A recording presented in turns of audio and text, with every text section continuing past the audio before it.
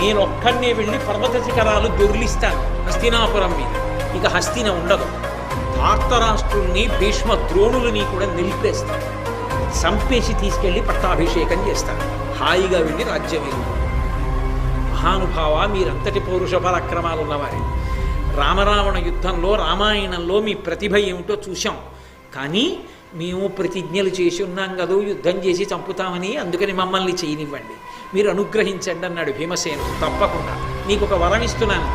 యుద్ధంలో ఎప్పుడైనా నన్ను స్మరిస్తే నీ దగ్గరికి వస్తాను. అంతేకాదు, కురుక్షేత్ర సంగ్రామంలో మీరందరూ ఎలా యుద్ధం చేస్తున్నారో నా కళ్ళతో చూడడానికి అర్జునుడి రథ పతాకాన్ని ఆవహించి ఉంటాను. ఉండి మీ అందరి యుద్ధాన్ని చూస్తుంటాను, మీ పక్షాన నిలబడతాను. చాలా వరం అన్నాడు. అంతకన్నా వరమే ఉంటుందో. పువ్వు వస్తే పడితే పడింది, కానీ ఎంత గొప్ప అదృష్టాన్ని పొందారో చూడండి పాండవులు అని సంతోషించి, ఇదిగో